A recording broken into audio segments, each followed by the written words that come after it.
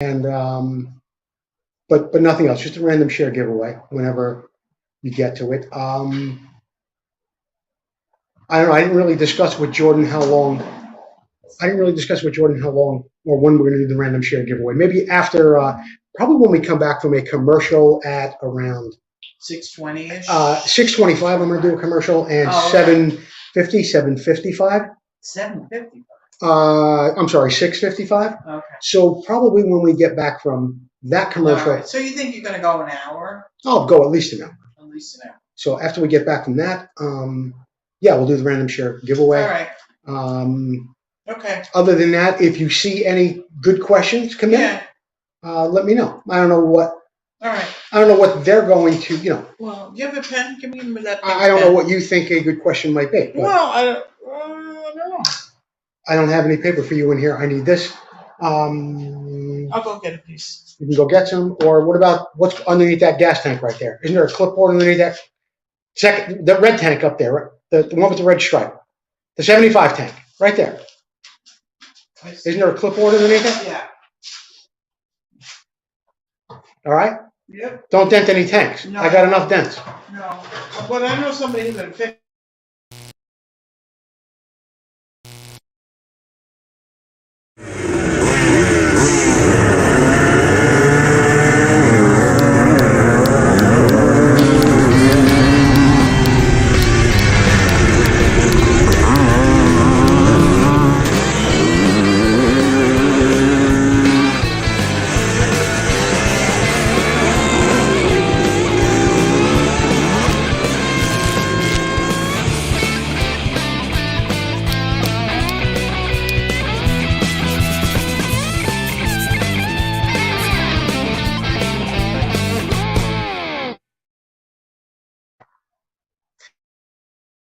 Your host, Joe Abadi, and you're watching Vintage Motocross Q&A. This is a special edition tonight.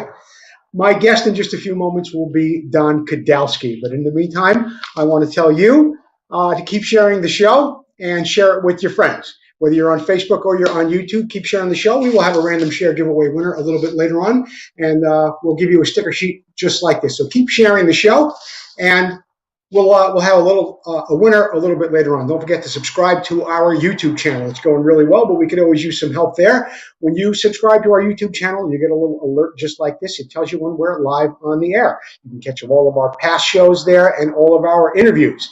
The best way to watch the show is from your big screen TV while you comment from your phone. Don't forget to keep commenting, whether it's Motion Pro on YouTube, or just keep sharing the show. And as I said, we'll have a random share giveaway winner a little bit later on. As always, I want to thank our sponsors, Motion Pro, Vintco, Racer X, Preston Petty Products, Full Circle Racing, the International Motocross Museum, Northwest Mako CZ, and Sunrise Vapor Blasting. Just as I mentioned a few moments ago, we have a very special guest tonight. And in his career, which lasted about 8 years, he rode for such factories as Rokon, Harley-Davidson, Yamaha. He had a ride on a Bultaco as well as a Yamaha. He really created a star when he was one of the only winners ever to win a professional motocross on a Harley-Davidson. And he is part of the topic, a major part of the topic in the book by Keith Geisner, Finding Number 49. And I do want to thank Keith Geisner for making this interview possible. He was really the person who kind of broke the ice, so to speak, between me and my guest tonight. And I would like you all to welcome my guest, Mr. Don Kudalski. Don, thank you for joining me. Good evening, Vintage Motocross family. How is everybody? I'm sure they're all doing great, Don. And, you had the nickname Killer Kudalski, and I wanted to do a little research on that. And I thought to myself, Jim Weinert has a reputation for giving people nicknames. And as I'm going through it and I'm reading, I couldn't believe it. It was actually Weinert who gave you the nickname Killer Kudalski.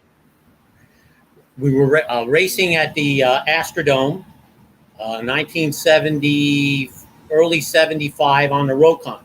And they had an open class, 250 class. So the first moto of the open class, I might have been third or fourth place, and I see Jimmy Weinert coming. He had the number 1 plate on his bike from the year before. Uh-huh. And he's coming, he's dogging me, and we get into a tight 180-degree turn, and he tried to stuff it in on me. And I held my ground. The Rokon was 240 pounds. I was 160 pounds. You're not going to move 400 pounds that easy. So I heard him go down, and I kept going. And finally, he got by me. And I guess I finished in the top 5 that moto. And later, after the moto in the pits, everybody's kibitzing, and here comes Jimmy over to my pits, and I got my dad and all my friends, and Jimmy says, "Don, you see me coming, you see that number 1 plate, you're supposed to let me go by." I said, "Jimmy, that's from last year. You got to earn it this year." "Oh, you're a killer." And that stuck.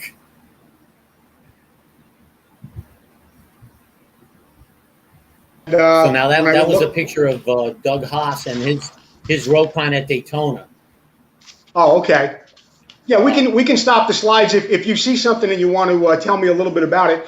We can stop the slides at any time, or I might have some questions when I see some of the slides go by as well. So tell me this, Don, where does the Don Kudalski story begin? When did you first become interested in riding motorcycles, and what were some of the influences in your life early on? Well, my parents moved out to the suburbs, and it was the place where everybody had horses, basically, dirt roads. So I wanted a mini bike, a Sears mini bike. Oh, well, I got a horse. Yeah. And this is where now? This is in New York? No, this is in South Florida. Oh, in South Florida. Okay. Yeah, my parents moved to South Florida in 1963. I was 5 years old. I came home from kindergarten, and there was a sign on the door, "We moved," but I found it. Anyway, we moved to a place. We had 3 acres of land, and it was all dirt roads. Got a horse. That didn't last. Got a Honda CT70. Oh, that was it. I was hooked. And you know how it is, birds of a feather. As soon as I started riding around, there's a guy over there that's got a bike. Oh, there's a kid over there.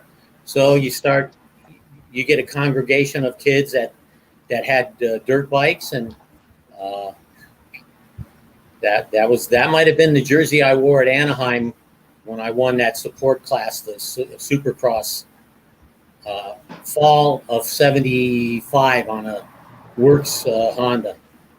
All right. You know what? While we got that picture up and you're in that frame of mind, I can skip around with the questions that I've prepared. Why don't you tell me about that? Did you like Supercross racing, and talk about the Honda and what happened that night? Well, we were the guinea pigs as far as the Supercross tracks.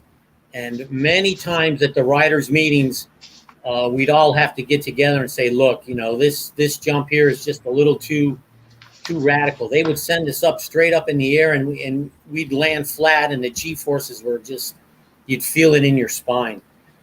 But they worked it out, and that was the future of the sport. So we dealt with it. But now that's Orlando there. That's on a stock 250 Honda. But getting back to fall of '75, well, I've got to tell you about why I ended up riding a Works 250 at that Anaheim fall race. The Trans Am Series was over, and the Honda team, that's Daytona there on Marty Smith's 250 factory bike. But the reason I got to ride that first Works bike at Anaheim, we were all in Baja on a trip, the Honda team, wives, girlfriends, and Al Baker, who had won the Baja, he was our guide, and we drove all the trucks to a certain place, a house, and the guy watched our stuff, and we all jumped on the bikes, and then a couple of 4x4 trucks would follow us with gear and stuff. And so, here you got all these racers, Marty Smith, Tommy Croft, Rich Arstead, all the mechanics, Dave Arnold, Ron Turner, and a bunch of other people. And, Al Baker is showing us the way, and they're racers at heart. Everybody's dogging each other and going. So now I was towards the back because I had a 250 Honda there, stocker. And the story, I didn't see it, but what happened was an uphill blind turn, and Al Baker was on the inside. Rich Arstead was on the outside of the dirt road, and there was a cow in the middle of the road.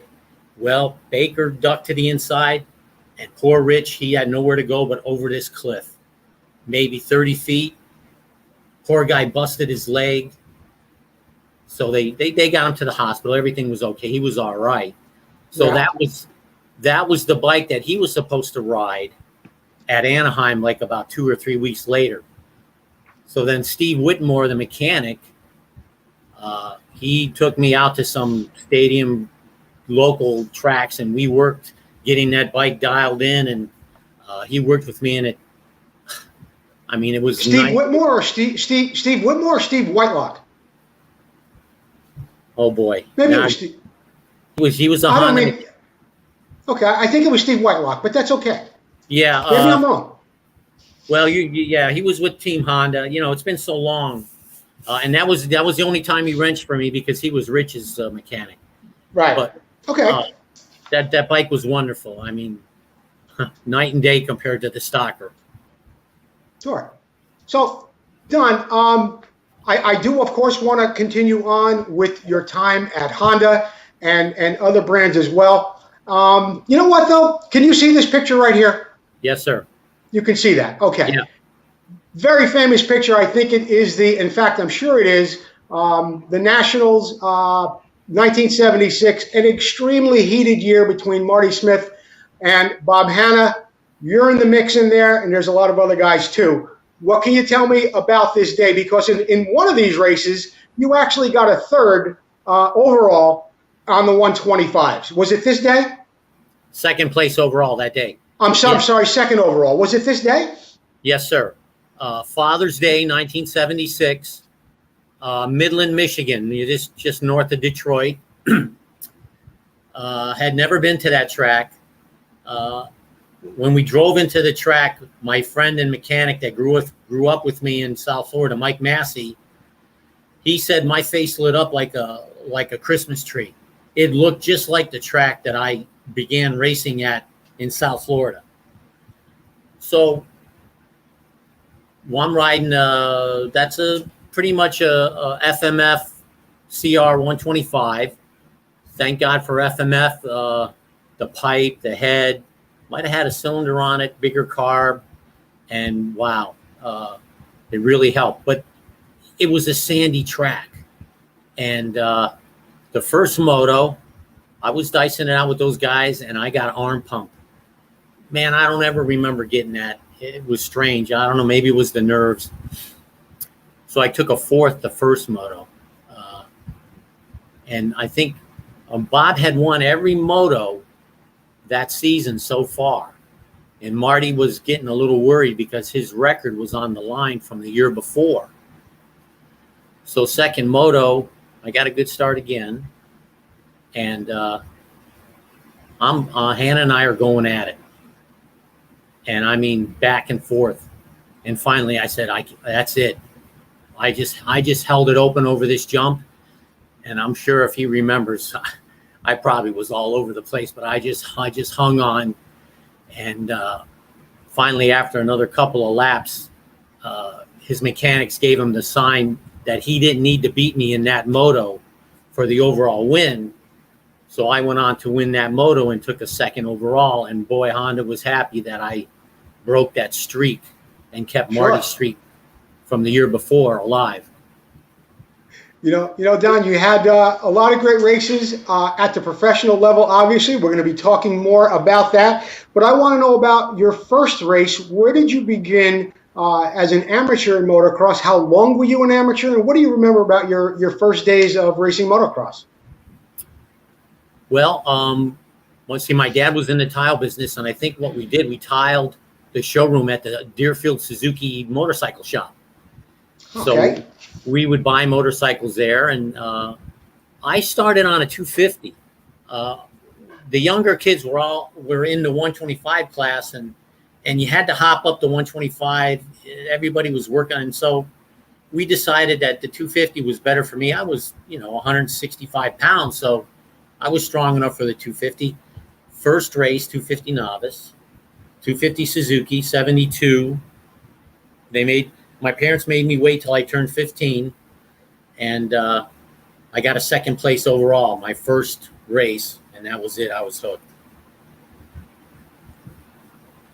I mean, that was 1972, or the bike was a 72? Probably both. Yeah, it was a Suzuki TM 250, 72, and it was September of 1972, Deerfield Beach, Florida. Okay. So Now, your amateur career goes for a couple of years before signing a deal with Honda? No. What happened is I started winning in the novice class. So Okay. that was September. Come January of the next year, 73, I ran my first Winter AMA Series 250 amateur on that Suzuki, riding for my dad, and Deerfield Suzuki sponsored me. And I won the 250 Winter AMA 250 amateur series. I had been racing for 3 or 4 months. So Now that's in Florida, Don? Yes, sir. And So how did you get down to Florida? Your dad took you to Florida to race that series? no, I lived in Florida since 1963. Oh, okay. Okay. My parents moved from Buffalo 1963. I was 5 years old. Okay. And then when I was 11, they moved to this rural area where I could ride dirt bikes. We had 3 acres, and I even had a small track on 3 acres that I could practice on. Okay. Let's get back to the Winter AM Series. That's like 1973, I guess. Right. So And then, go on. what the Winter AMA Series was about 6 different tracks in Florida, from Tallahassee to South Florida and St. Pete, Orlando, Cocoa, and you accumulate points from each race, and I ended up winning that 250 amateur Florida Winter AM Series. I only been racing for about 4 months. Okay. So you win that series, and if memory serves me correct, according to what Racer X has in their files, I believe you were honorable taco for 74? Well, next was Honda 250 Elsinore when they came out. Oh, okay. So Boca Honda Kawasaki, John Longston was the owner. He raced some, and great guy. He put me on a 250 Elsinore. Mm-hmm. And, that bike was it for about 6 months. That was the best bike, and I won. I just kept winning. And what I found out was the AMA racing kept points. So if you went to a sanctioned AMA race, Right. and you earned enough points at the end of the year, the guy with the most points would end up being the 250 national amateur champion. And I did that. Okay. I did that in 73. I just kept On the Honda. And then the Bultaco. Then you had a Bultaco. Yeah. Okay. Deerfield Bultaco. When the Bultacos came out, they were the best. And my dad had no qualms. Hey, you ride the best. So the Bultaco came out, and I stopped riding the Elsinore, and I jumped on the 250, and I had a 360 per se. Okay. So while you just mentioned your dad, I wanted to know how much support did you get from your mom and dad when it came to racing motocross? Because a lot of us get to a track not with our mom and dad, but it always is nice to have them behind you. How were your mom and dad when it came to racing bikes? Fantastic. My dad drove us, everywhere. My mom's, and when I got my restricted driver's license, my mom would go with me so I could go practice. They were the best. Dad worked doing tile, and now I worked with him every summer and every holiday, and if I was getting ready for school and the phone rang, I knew what that meant. That meant that one of his guys didn't show up, and a mom had to cart me to the construction site, and then I'd work and miss school that day. But it was great physical workout, that tile business, and it was like training. It was great. So you just didn't get bikes and parts handed to you. You were out there working for it at an early age, but your parents were behind you. But they made you work for that. Oh, yeah. When I was 11, I was working with my dad every summer, and then mowing the grass, the 3 acres. You know, we didn't have weed whackers back then. You had a push mower to go around all the trees, and then a ride mower for the rest of it. And sure, and the little clippers, you know, the clippers that went like that to go around. Yeah, I remember.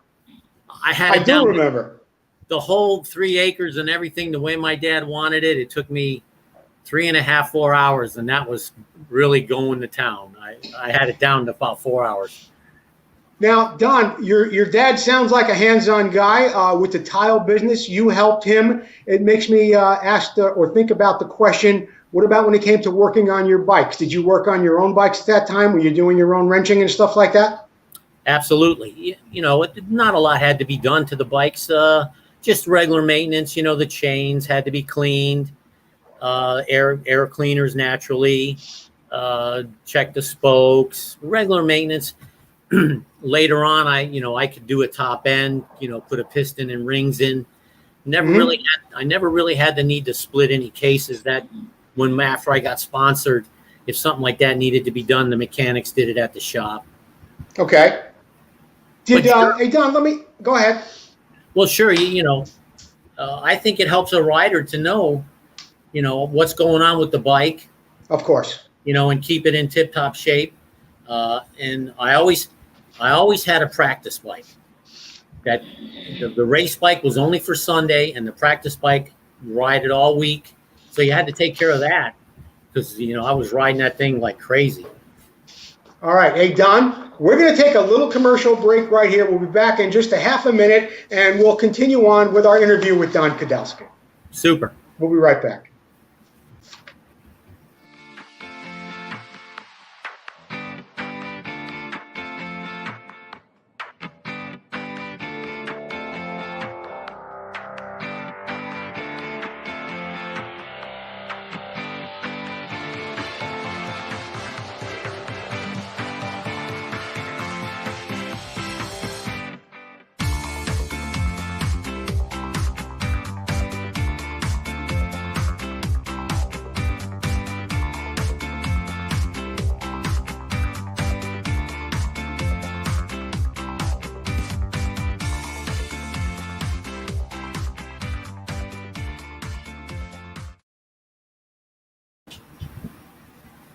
Okay, we are back, and my guest tonight is Don Kudalski. Don, a question I did want to ask you about was, were there any other forms of motorcycle racing that you were ever interested in and tried and passed on? Maybe flat track, maybe road racing. Was there anything else?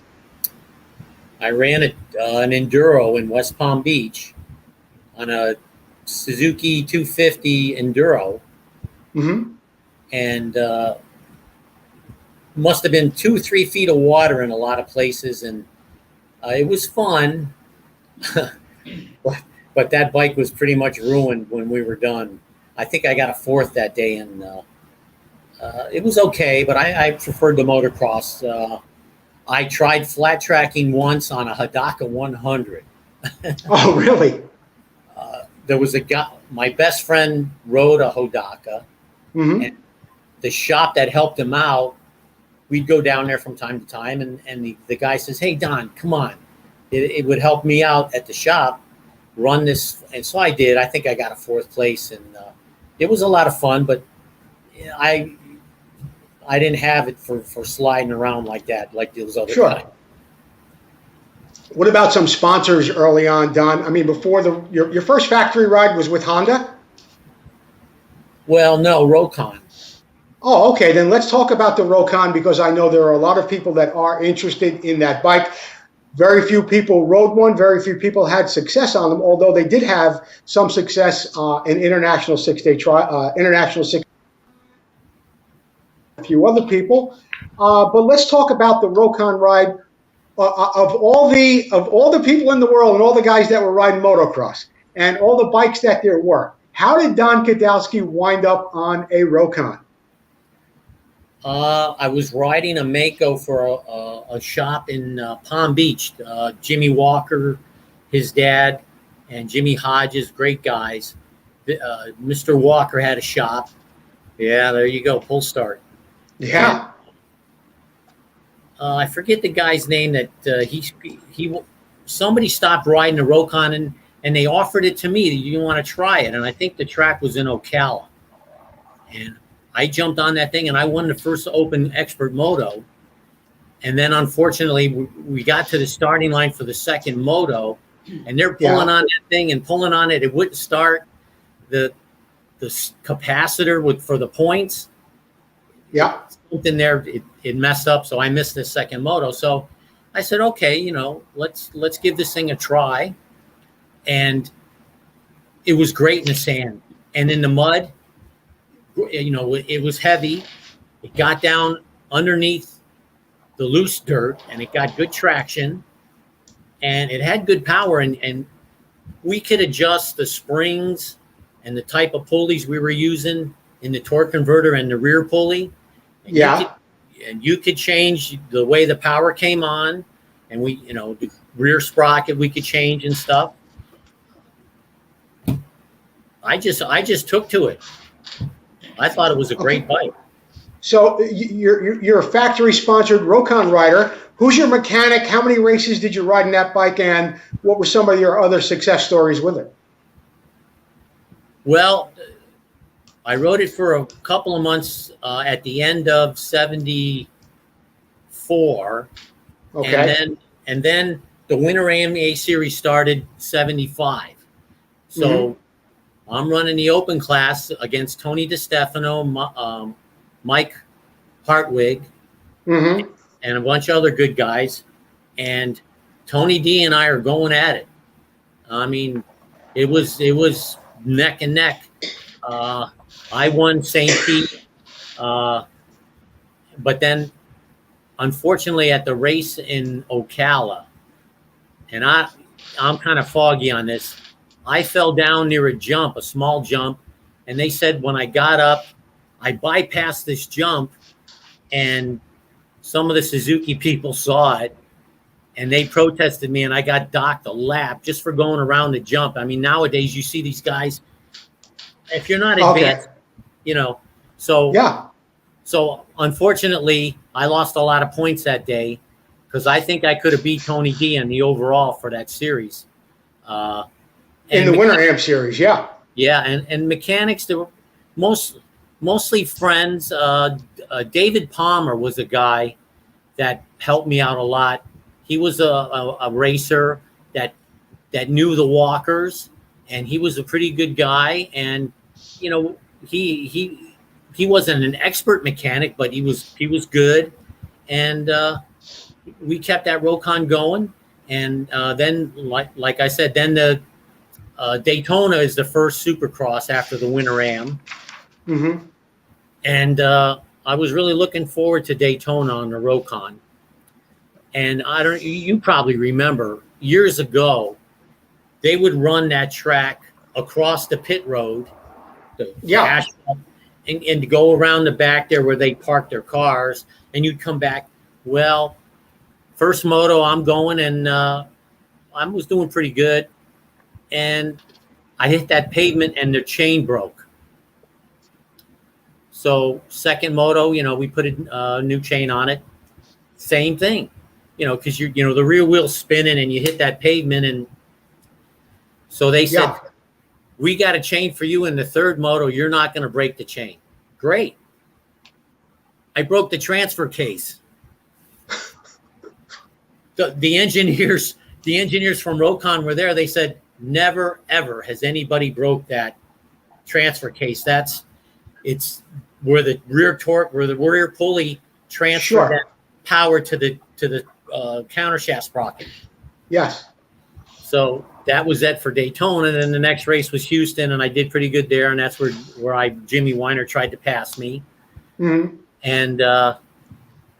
then I was running the Open Nationals on that bike, and I was doing okay. And here's kind of a quirky story. It was Nebraska was the Open That's at the track not far from my house in Hilliard. That was a This, winter. this picture right here. Yes, sir. North. Is this on Florida. an open? This on an open bike? Yeah. Okay. The Rokon was a 340 Sachs engine. Mm-hmm. So that's I'm going there tomorrow. I'm going to see all the guys out there at North Florida Raceway, Alan and Jeff and Rick Danis and Tom Bell, all them guys. I'm going to be out there tomorrow, guys. So what happens? You get on the open bike. It's got the Sachs 340 engine. How does that go for you? Well, that's what that bike was, and I used to get hole shots on it. The bike had plenty of power. The only time that bike was maybe not as competitive as it could be was on a short, tight, hard packed track, like the Astrodome and tracks like that. But outdoors, that bike was great. So okay, so the Rokon ride only lasts for really a couple of months. let's see here. 6 months maybe. Yeah. What happened? John, if you remember, and you don't mind me asking you, how much does a company like Rokon pay a young guy like you to ride that bike at that time? Do you remember what they were paying you? Nothing. Zero. Just bikes and parts. Bikes and parts, and if you want a race, you get the money, and that's it. Yes, sir. Okay.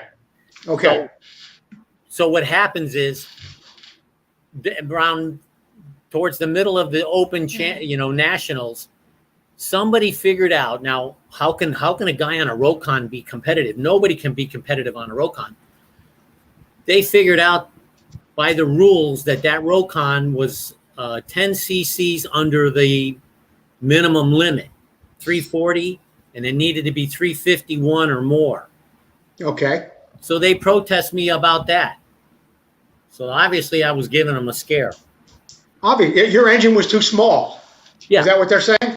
Yeah. So I had to schlep from Omaha, Nebraska, all the way to Keene, New Hampshire, to the Rokon factory where they did all the work, and they stroked the engine to make it bigger. Never was the same after that.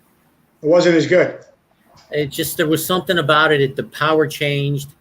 Yeah. So how can you be competitive on a snowmobile, automatic motorcycle, but yet they protested me? Well, so Don, after that, you wind up on a real powerhouse team with Honda. Yeah, Marty Smith.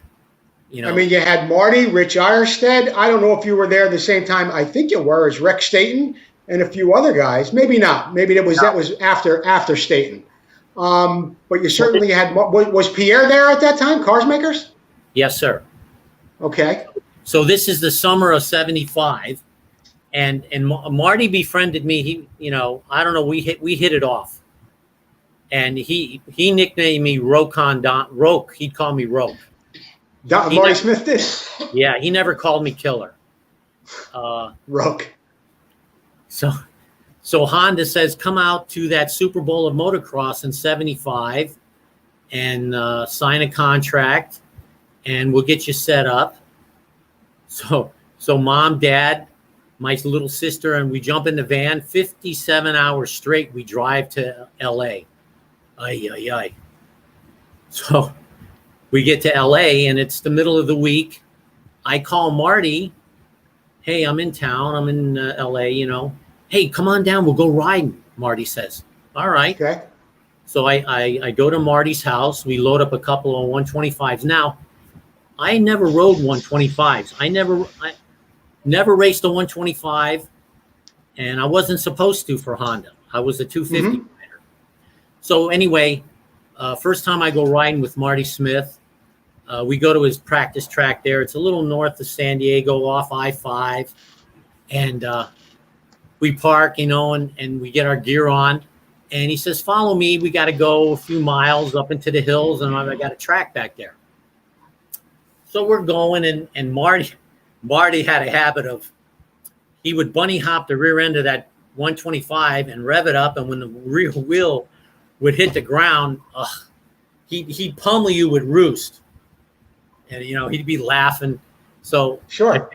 I figured out the closer I stayed to his rear wheel, the less I'd get. So we're going, and then we stop, and he says, "Okay, look, Don, we're coming up on this section. Just do what I do. Follow me, and everything will be all right." Okay, Marty. So we're going, maybe third gear, pretty good clip, and he's going down this trail, and there's a couple bushes, and then it opens up and it's clear.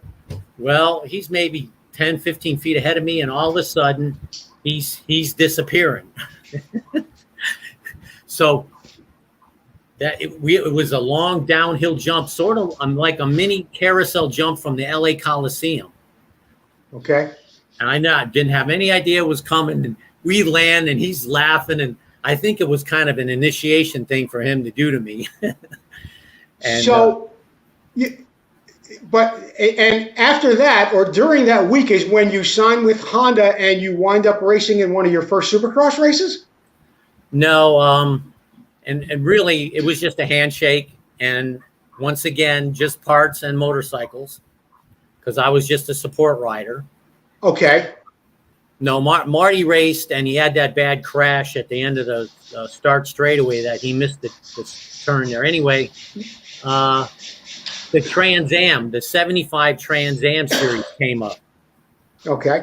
So I was running a stock CR 250 in the Trans Am series in the 250 support class. And, that's a little rough on a stock, 250. Sure. So here, Roger DeCoster talked to me at Unadilla once. It's in practice at Unadilla. I'm on that 250 stocker Honda, and I'm going. I'm from South Florida. I never see hills or nothing, and I think I'm doing all right. It's in practice, so I'm setting up to go down to, I guess you call it screw you. Yes. You go straight down. You make a U-turn and you come back up, and I'm boogieing down that hill, and I hear, "Look out!" Roger DeCoster went by me like I was dragging an anchor. Unbelievable. That was the one and only time Roger talked to me. That's when he spoke to you, when he was getting ready to pass you? Yes, sir. He's, "Look out." Don, I hope I got this story straight, because there's a couple of things I did not know about it. But you rode a Penton as well, and I believe it was Larry Meyer who got you on a Penton. Is that how that story goes? Yeah.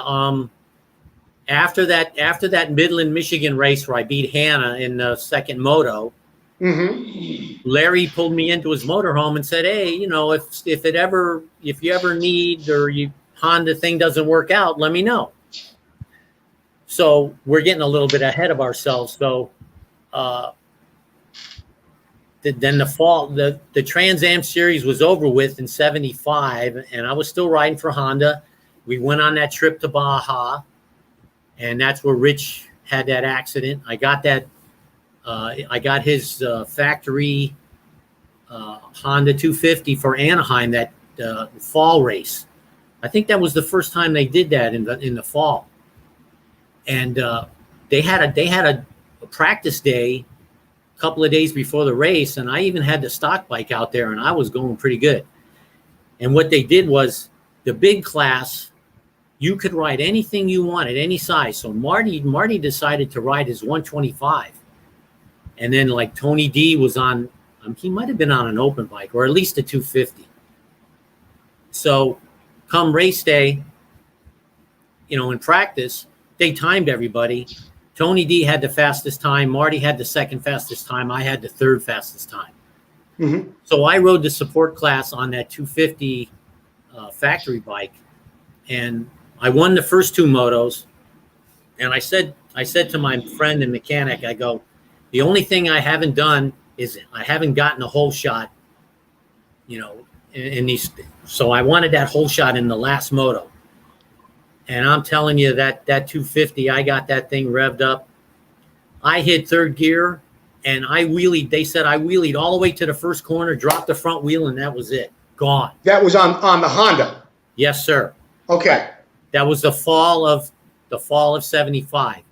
So then come the beginning of 76, the Florida Winter AMA series starts, and I'm thinking Honda's got to give me a works bike for the Florida Winter AM series, and they didn't think that was a good thing. So I rode the stock 250 Honda, and I was dicing with Weinart and Buck Murphy on the Can-Am, and Jim Giannatsis, who wrote for Cycle News, he wrote, if Honda would have been serious about winning that series, they would have given me a works bike.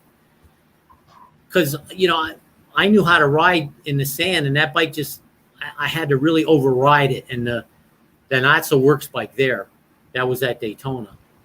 So anyway, I did okay in the Winter AM series, and then Daytona comes around, 76. And we get to the track on race day morning, and Dennis Blanton, the team manager for Honda, and Dave Arnold pull me aside and say, Marty doesn't feel so good this morning. Would you like to ride his factory bike? Twist my arm. So here you go. Take it and do some starts over there in the empty parking lot and stuff. Get a little used to it. So that's what I did, and that's that one picture where I got the whole shot. I got the whole shot the first two motos, and then worked my way backwards. Unfortunately, there was a mud hole, and it got so bad that they rerouted us around the mud hole. But all that stuff that splashed out was in the grass and that, and I was leading that first moto, and I came around that, and I was flat tracking that factory bike, and I mean that thing hooked up and right over backwards. I didn't have time to spit, and I mean how embarrassing, the rear fender sticking way up like this, and so I jumped back on it, and I finished 7th overall for that day. But that kind of took the wind out of my sails. So tell me about the Penton story now. How did Larry Meyer get you involved with Penton? Well, I kept riding the Honda until the Trans Am series was going to start in 76, and Honda says, you're going to have to ride a stock 250 Honda. And I said, and I even talked with Marty about it. And so I called Larry up. He said, come on up, to, I think it was in Ohio, where Penton had they had their distribution center. And they hooked me up once again. $0, just bikes and parts and gas money, stuff like that. Right. And the first race, I think, on the Penton was at Axton, Virginia, Sugar Tree. And I'm running the 250 support class, like 3rd or 4th place. And the spark plug wire got against the exhaust pipe and burned. So that ended that moto. And then I forget what I did in the second moto. But the Penton, like that first race, I show up and Marty says, let me sit on that thing. Oh man, he goes, this thing's plush. It feels good. So I got the okay and the thumbs up from Marty. So I felt like I made a good decision. And that was that. How many races did you ride the Penton for? I rode the whole Trans Am series. But my dad's talked me into switching in the middle of the Trans Am series from the support class to the open class. Yeah. Because it paid more money. Okay. So now Penton, they send me out I get a 400, and that was a great bike too. In fact, the 400 I liked better than the 250. And I did pretty good in a few of the races. Sears Point, I had a really good second moto. But boy, what a track that was. A lot of off cambers, a lot of ups and downs. And for a sand guy, that was tough. So after the Trans Am series finished, that Anaheim fall race was coming up again. And I was looking forward to that. And I had a 250 Penton for that race. And I found a place to practice somewhere near in San Diego. And Brock Glover just happened to be practicing that day on his Yamaha. And him and I were going at it. Oh, that Penton was working good.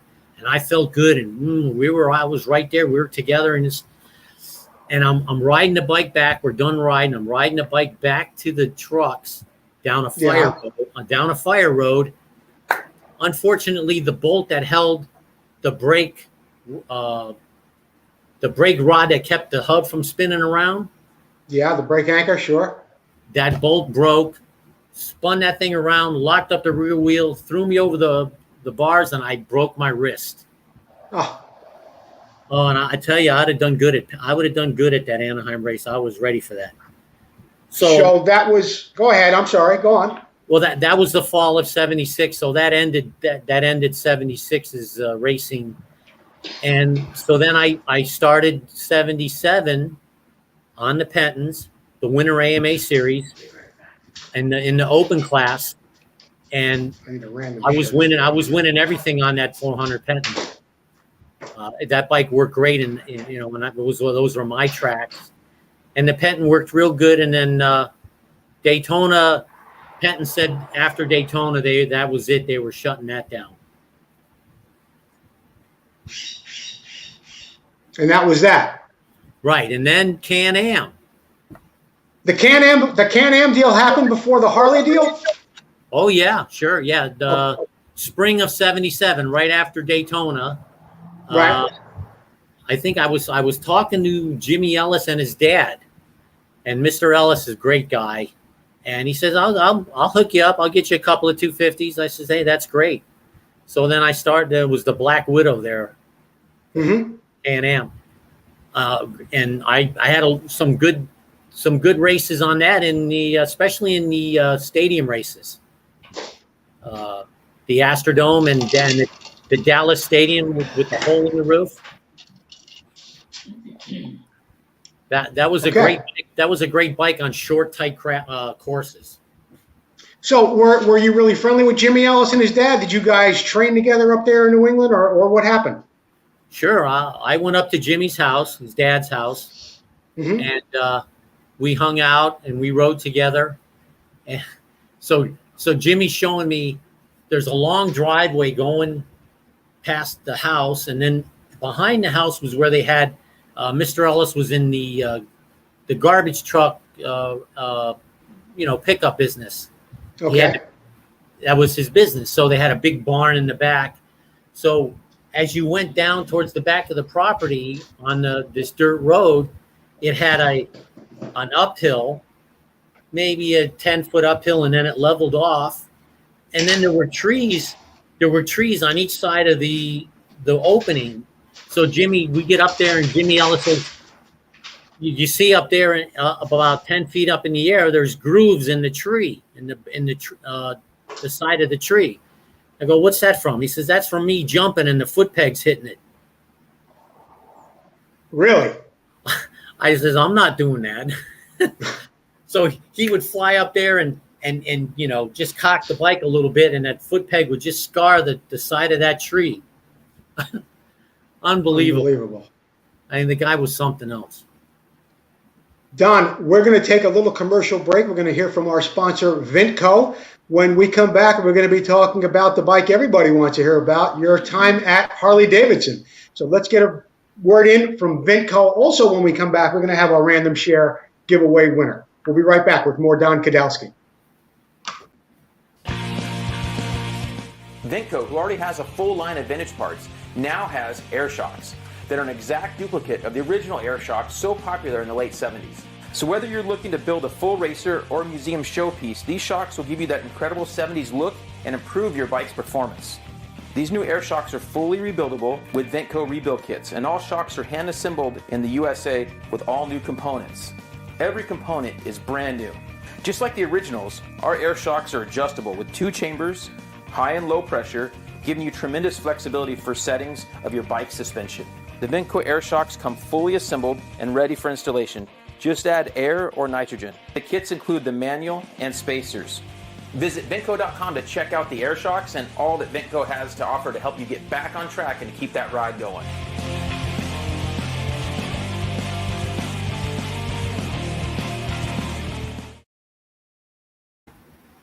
Okay, we are back with Don Kudalski, but as promised, we have a random share giveaway winner, and they will be getting this beautiful sticker sheet, compliments of vintco.com. This week's random share giveaway winner is Mark Moeller. Mark Moeller, Moehler. Mark Moeller, you're tonight's random share giveaway winner. Please contact us, get us your mailing address, and we'll get you out a sticker sheet, compliments of vintco.com. My guest, if you are just tuning in, and I doubt you are, is Don Kudalski. Now, Don, you did it seems like from the interview and the questions and the things that have been going on here, you wound up with some sponsorship deals in some rather unusual ways, whether it was for Penton or for Can-Am, but perhaps in one of the most unusual stories I have ever read about, you wound up getting a ride for Harley-Davidson during the Winter Am Series because, oddly enough, it was supposed to go to somebody else who didn't like the bike, and you took that bike and you kicked ass on that bike the day you got it. Tell everybody what happened, who the guy was, and where it all went from there. Well, the Winter Series was going on in 78. I was riding a YZ400 and dominating the open class. And Harley-Davidson got a hold of me and said, how would you like to try our bike? Mickey Boone turned it down. And I don't know if you know this, but John Savitsky turned it down too. I thought Savitsky was actually on Harley there for a minute. Maybe I'm wrong. Possible. Okay. But I knew Mickey Boone. Go on. Right. So I said to Harley, I go, look, I got to finish the last couple of races on that YZ400 to win the overall series, which I did. And they said, no problem. So Tom Volan, the mechanic, he drove all the way down to my house. There he is. And I took the bike for a ride down the street, and I rode it a little bit. And, it was good. The bike was fast and Fox shocks. And Tom's a great guy, great mechanic. And so the next Winter Am race was right up here in Jacksonville. Tom Bell was the promoter. And I jumped out. It was kind of a rainy kind of day. It wasn't an all-out mud race, but it was a little wet. And I was fortunate enough to win on that Harley in the 250 class, and I won the open class that day too. And I still don't think, as far as I know, nobody ever won two pro classes at a Winter AMA pro race ever, except me. On the same bike? On Harley in the 250 class and the YZ400. Oh, okay.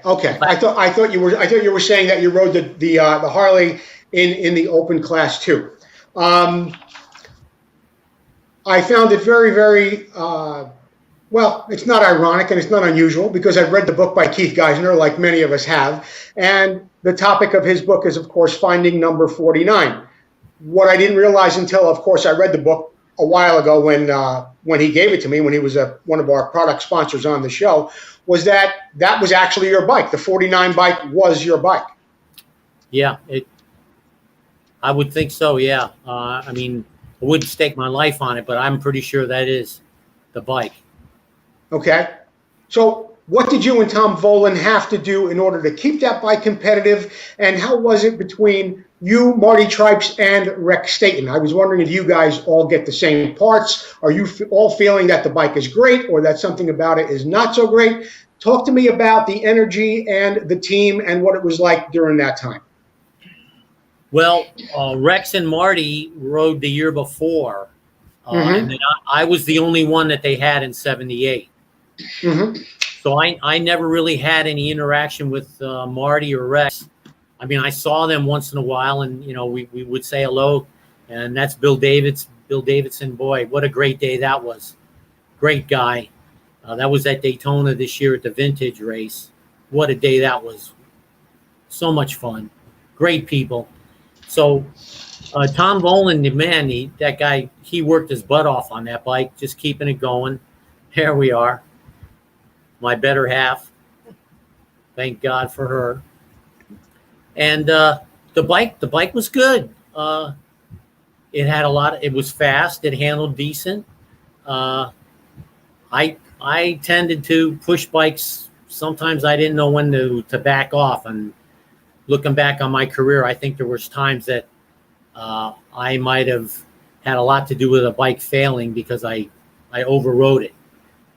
But Tom did a great job, and we won that first race, and then Daytona we had a problem, a mechanical. Then Houston I crashed, unfortunately, and that was the evening that Marty Smith dislocated his hip, and I didn't even know that because I was at the hospital getting X-rayed on my collarbone. That was at that same night? Yes, sir. Okay. So tell me a little bit more about the research and development of that bike. And, as you said, Don, you could have been rough on equipment. I mean, a lot of guys are. We've seen frames break over the years through Kawasaki. We've seen other things happen to a lot of bikes. How much of your feedback are the bigwigs at Harley? How much of your feedback are they taking and putting it back into this bike? Because it did become a production bike, but are they listening to you? Or are they taking some cues from you? Or is it going in one ear and out the other? Well, I would converse with Tom, and I guess Tom would maybe relay our conversations, and with as far as we would try different setups with the shocks, gearing, stuff like that, maybe some tires, but the bike had plenty of power. There was no reason. It's just that we had some dependability issues with the engine, and once again, possibly I over-revved it a few times. But there was Redbud that year, the Redbud 250 National. I won my qualifier, and I'm pretty sure I was winning the first moto, super muddy race, and the rod bearing went out. I mean, how do you never know when that's going to happen. That's just, it was unfortunate. Right. And then unfortunate, I lost a little confidence in the bike towards the end of the time I rode it, because you got to have confidence on that bike. You're doing a lot of things on a bike that you got to have that confidence. Right. Now, I know some of the other manufacturers weren't too generous when it came to writing a check. Please tell me Harley-Davidson paid you something. Yes, sir. Okay. But peanuts compared to what these guys make nowadays. I'm sure. But at least they were generous. They took care of it. Good. Now, you did have a good finish on that bike in Southwick in '78. You took a 6th overall that day. Yes, I guess you really favored the sand tracks because you did good there, and you did good on some others. Well, obviously Florida. You were talking about that a little bit earlier too. So was it because of the sand tracks or because you had the bike dialed finally at that point? Which was it? It's the sand. I mean, that's what I learned. When I got to California and I rode Saddleback a few times, I was lost. There were no big puffy berms to throw the bike into. It was just a little groove, a blue groove.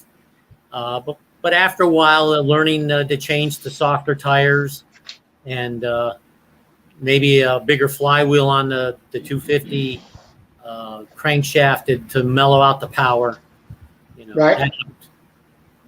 So did you rode their open bike too at any time or just the 250? For Harley? Yeah. Yeah, they didn't. No, I didn't. Just the 250. Just the 250. Right. Okay. So Harley was taking care of you pretty good at that point. When the Harley deal ended, that wasn't quite the end of your career, though, was it? No, I called Bultaco, and they gave me a couple of bikes, and I rode that one Trans Am race, and I wasn't into it. The Bultaco, I don't know. I didn't give it enough time, but I was a little depressed about the whole thing, And then the next Winter Am, I was on a YZ250, my own YZ250. It was a race in Cocoa, and Brock Glover and I were going at it, and I beat him in the one moto, and the owner of Fort Lauderdale Honda saw me, and he said, "How would you like to ride with us and for us?" And so I jumped on a Red Rocket 250 Honda Elsinore, and a few races later, I hurt my right knee, and I said, "That's it. because I had my left knee operated on after Penton. Okay. The summer of '77, I had my left knee operated on, and back then they took everything out, all the cartilage. It's been bone on bone since 1977. So then I raced like that. I came back, and I rode that '78 Florida Series and did real good. I wore a Joe Namath knee brace, and I always said to myself, if I hurt that other knee, I'm done. And that's what I did. I kind of backed off. I rode a little bit, but not much. So what did you do for work, Don, after your motocross career was over? Well, the owner of that Fort Lauderdale Honda, he asked me to come sell motorcycles there. Oh, okay. So that turned into a pretty good gig for a while. And then I got married in '81, and I tried some other things, but then I went back to the tile business, and I had my own tile business for years. And I retired a while back, and it's been smooth sailing since. Sounds good. And you know what I want to talk about too, Don? I don't know if I had a slide up or not, but I will be seeing you again in about 6 weeks. I think it's 6 weeks to the day, actually, at the International Motocross Museum outside of Chicago, Illinois. Are you looking forward to that? What do you think about the International Motocross Museum? And what have you heard about it? And what are you looking forward to seeing? I'm so excited. I'm about to jump out of my skin. This is going to be the premier event, I think, of my lifetime as far as motocross. I mean, everybody that's who's going to be there, and I'm just honored and humbled to be able to be there. And I got to thank you for helping make that happen. And I appreciate you and your show and everything about it. Well, it's my pleasure, Don, and I'm looking forward to you being at my table there, and we're going to be talking about a few more things. You got a few minutes yet, Don? I got a couple of things I want to cover here. Absolutely. A couple questions, too. Okay. Well, number one, you know what? I will take a couple of questions from the audience, and if I what do we have, Sue? Who has some questions? Well, Tom Miller. Tom Miller wants to know. That Rokon looked like a battle tank.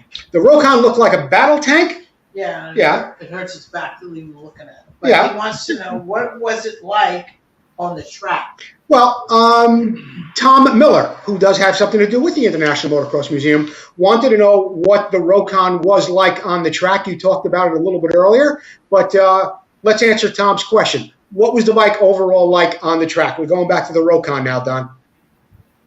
Like I said, that bike tracked really well. In fact, I think I was talking to someone else the other day about it. I don't ever remember that thing swapping out on me. It would track. It would track true, and it might not have been the fastest bike out there, but that bike ran great.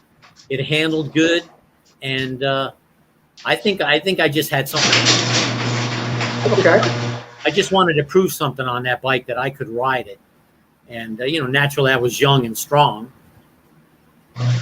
All right. Who else do we have some questions from? I had to shut my garage door. It was getting too sunny in here. Keith Geisner. Keith Geisner? What question does Keith have? He wants to know. How could Keith Geisner have a question? He spent more time with Don Kudalski than D. Kudalski spent. He wants to know what nickname Marty Smith gave. Marty Smith gave you a nickname? Yeah, Don Kudalski? Yeah, we talked about that a little. Yeah, he called you Roke? Roke. What do you call him? Roke. Roke. All right. Hey, Don, obviously your lovely wife Dee is present. You said you got married in 1981. How many children do you have? Do you have any grandchildren? I have 2 grown daughters, and I have 5 grandchildren, 4 girls, and we finally, 7 months ago, we had a grandson. Congratulations. Are they all down there in Florida with you? Yes, sir. There's Alex right there. Oh, okay. That's a great picture. So hello to Danielle, Deanna, Dominique, Maya, Olivia, Elizabeth, and Alex. Very nice. Poppy says hello. There's the beautiful wife. Don, I see a lot of times on Facebook when I post a biblical passage each evening, sometimes you comment or you give it a like. I also see that you're quite open about your faith as well. I'd like to know more about when you became a Christian and how far along your walk are you? Well, when Denise's family moved to South Florida, I was working at the Honda shop, and her brother-in-law, my future brother-in-law, was working. He was the manager of the shop. So he says, they're moving in. Can you help move furniture? So I rode my XR 500 there, and they're all out in front. And I wheelied down the street, looked over and waved at them as I was wheeling by. And that was it. Denise was hooked. I'm not sure what that has to do with your faith and Christianity, but maybe we're getting toward that. Yes, sir.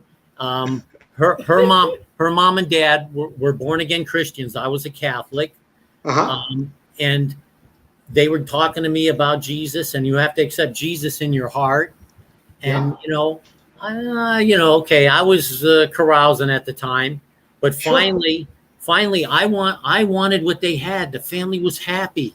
Everybody, when you're going to heaven and Jesus is in control and your life is all taken care of, it's a confidence that you walk around with. The Holy Spirit is helping you, and people see that, and I wanted that, and they prayed for me, and finally I accepted Christ as my Savior. It was probably September of 1980, and then in the next year we got married, and wow, what a wonderful time. It'll be 41 years this December. Amen. Thank you for sharing that with me, Don, and Dee also. And thank you, Dee, and your family for leading Don to Christ, because who knows where he would have been if you didn't. It's true. So, Don, Supercross today. You mentioned Brock Glover. You mentioned a couple of other guys. Do you follow racing today, Supercross and motocross? You enjoy watching it? Absolutely. I mean, it's on all the time. The Daytona Supercross in '76, I think CBS Sports Spectacular filmed it. I didn't know. And so we're racing somewhere, and the guys are watching TV, and they yell out, "Hey, the Supercross is on from Daytona." Now, this is 3 months later. Yeah. So I caught a little bit of it, but I would love to see that whole, because they talked about me and a little bit, because I led a couple of them races. Right. So do you watch it now during the winter? You enjoy Supercross? Oh, absolutely.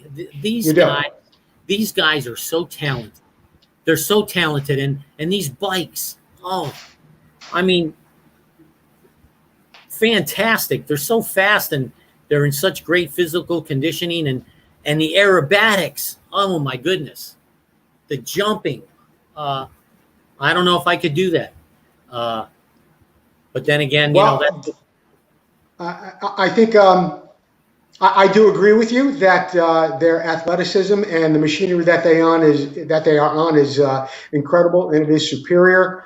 But it was a whole lot different during your day and what you rode, and that was, that's the real motocross that most of us remember. That's the one that we appreciate the most.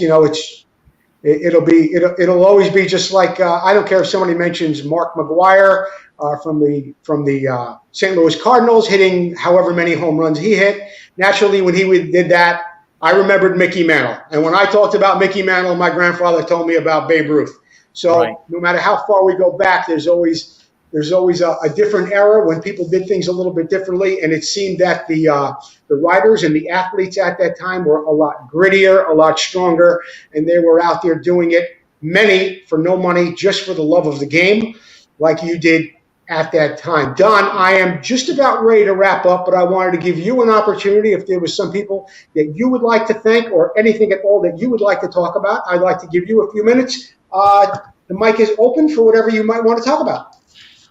Well, I really appreciate you, Joe, and the way you keep this vintage motocross up front and center for everybody, and especially guys that I race with, like Warren Reed, Tommy Croft, Rich Arsted's not with us anymore, and it's too bad Marty and his wife. What a sad story.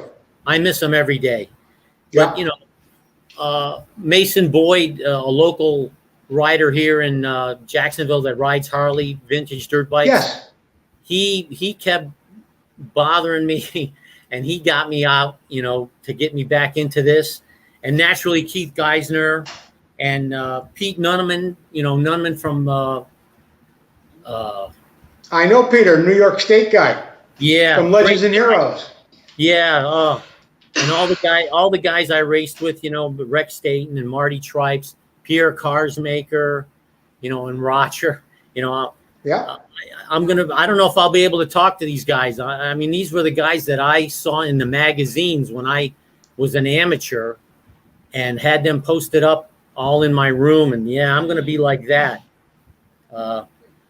But I just want to say thanks to all the people on Facebook that say all the nice, kind things when I post an old motocross picture. And all the people in my life, my mom and dad and my family naturally. And, but I really appreciate you, Joe. And thank you very much for letting me be on your show. And you are welcome, Don. You're welcome. And, thanks for being here. It was a pleasure talking to you. A lot of people may not know this, but other than one phone call last Wednesday on Vintage Motocross Q&A, had I ever spoken or met Don Kudalski. So really, this interview was really, really a lot of fun for me. And Don, I think, obviously had a great time too. Dee, you were rather quiet there in the background, but maybe we'll get you on here someday too. Who knows? My guest tonight has been Don Kudalski. Don, I will see you 6 weeks from tonight outside of Chicago for a really great evening at the International Motocross Museum. If anything between now and then, you give me a call. But thank you, Don Kudalski, for being my guest this evening. My pleasure. Thank you very much, Joe. You. God bless everybody. God bless you.